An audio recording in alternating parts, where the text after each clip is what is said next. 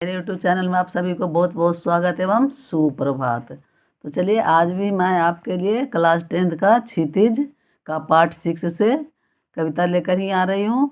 इसके लेखक हैं नागार्जुन और इन्होंने 2 कविताएं इस कविता में हमें पढ़ने के लिए इस चैप्टर में दिया गया। इनकी 2 कविताएं हैं। एक है यह दंतुरित मुस्कान, दूसरा है फसल। तो आज हम दंतुरित मुस्कान के बारे में पढ़ेंगे। तो इसके पहले पढ़ेंगे कविता, उसके पहले हम कवि परिचय जान लेंगे। तो चलिए, यदि आपने अभी तक चैनल को सब्सक्राइब नहीं किया तो कर लीजिए और बेल आइकन भी दबा लीजिए ताकि मेरा वीडियो से आप वंचित ना रह पाएँ। तो देखते हैं कवि परिचय। नागार्जुन जी। प्रख्यात कवि नागार्जुन जी शोषित एवं दलित वर्ग के प्रतिनिधि कवियों में से एक हैं। इन्होंने जो भी लिखा है अपनी कविताएं, उसमें शोषित और दलित वर्ग पर ज़्यादा प्रकाश डाले हैं।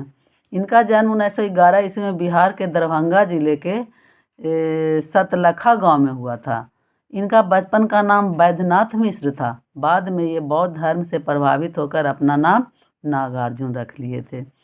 इनका बचपन भी दुखों में बीता था, इसीलिए इनकी कविताओं में क्या मिलता है, इनके कविताओं में पीड़ा अधिक देखने को मिलता है। इन्होंने गद्य एवं पद्य दोनों की रचनाएं की हैं। इनकी काव्यों में युगधारा, प्यासी पथराई आँखें, तालाब की मछलियाँ, परछाई, तुमने कहा था इत्यादि मिलती है। और उपन्यास में वरुण के बेटे, बलचनमा, रतिनाथ की चाची, हीरक जयंती, उग्रतारा, नई पौध इत्यादि प्रमुख उपन्यास हैं। इनकी पुस्तकों में सामाजिक, राजनीतिक, दर्शन, कला इत्यादि पर गहरे व्यंग मिलते हैं। ये व्यंग्यात्मक कवि थे, व्यंग ज़्यादा किए हैं।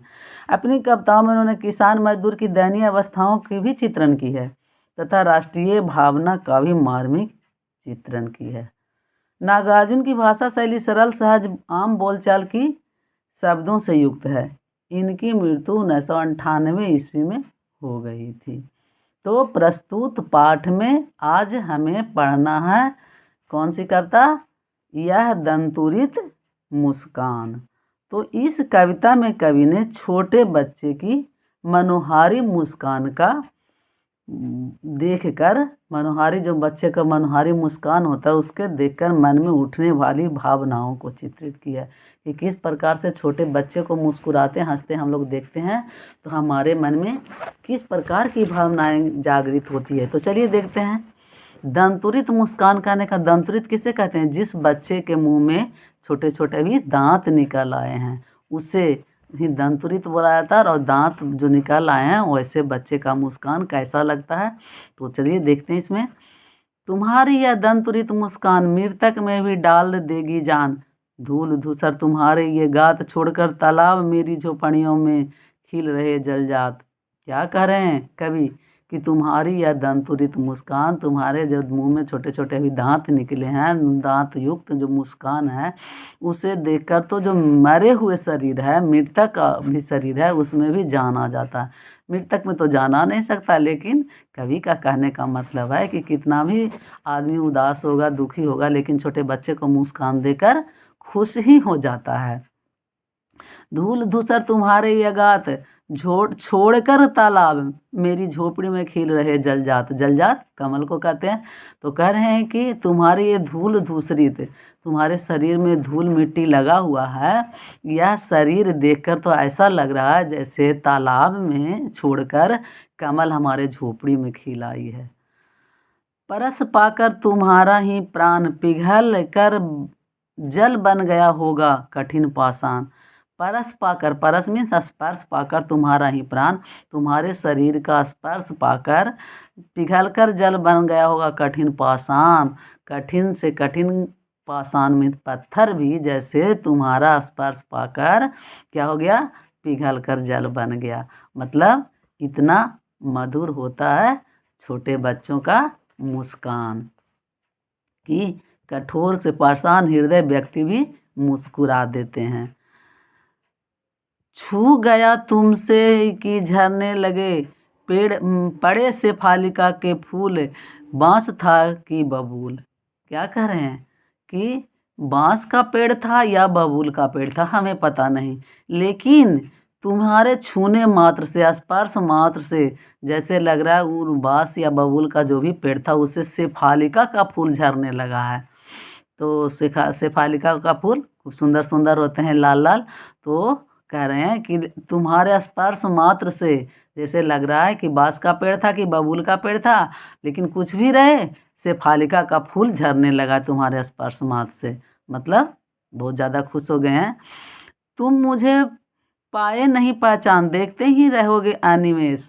जब किसी को आदमी कोई नहीं पहचानता है तो एक टक से उसे देखते रहता है। तो ये बच्चा भी है, बालक भी है, जो कवि को एक टक से देखे जा रहा है। तो कह रहे हैं कि तुम मुझे नहीं पाए पहचान, तुम मुझे नहीं पहचान पाए, और इसीलिए एक टक से देखे जा रहे हो। थक गए हो, आँख लूँ मैं फेर, तुम देखते देखते लगते हो थक गए हो, लगता लो हम ही अपना आँख फेर लेता हूँ, मतलब अपना दृष्टि हटा लेता हूँ तुम पर से। क्या हुआ, यदि हो सके परिचित न पहली बार, यदि हम तुमसे पहली बार में परिचित नहीं हो सके तो क्या हुआ, कोई बात नहीं। यदि हम परिचित नहीं हुए, यदि तुम्हारी माँ न माध्यम बनी होती आज, तो मैं न सकता देख, मैं न पाता जान तुम्हारी यह दंतुरित मुस्कान। क्या कह रहे हैं कवि कि यदि तुम्हारी माँ माध्यम नहीं बनी होती, बच्चों को धरती पर लाने का माध्यम कौन बनती है, उसकी माँ बनती है। तो यदि तुम्हारी माँ माध्यम नहीं बन पाती तो क्या होता, आज मैं वंचित रह जाता। क्या, तुम्हारा यह दंतुरित मुस्कान देखने से मैं नहीं देख पाता, मैं वंचित रह जाता तुम्हारा ये दांतों युक्त मुस्कान देखने से। तो यहाँ पर कवि बच्चे को जो मुस्कान है उसका वर्णन करते हुए मनोहारी चित्रण किए हैं उनके मुस्कान को, कि वो क्या कर देता है, पाषाण से पाषाण हृदय को भी पिघला देता है। बच्चा का मुस्कान ऐसा होता है। तो चलिए उनके माँ को भी कवि सराहना किए हैं कि यदि तुम्हारी माँ माध्यम नहीं बनी होती तो हमारा तुम्हारा यह मुस्कान नहीं देख पाते। सही बात है, कोई भी बच्चा पृथ्वी पर आता है तो उसको लाने का माध्यम तो माँ ही बनती है। तो चलिए आज इतना ही। नेक्स्ट वीडियो में हम नेक्स्ट कविता जो है फसल, उसके बारे में जानेंगे कि उसमें कवि क्या कहते हैं। तो चलिए आज हम विदा लेते हैं। जाते जाते चैनल को सब्सक्राइब और वीडियो को लाइक और शेयर करना मत भूलिएगा, कमेंट भी करते जाइएगा। Okay guys, have a nice day, bye bye dear, फिर मिलेंगे।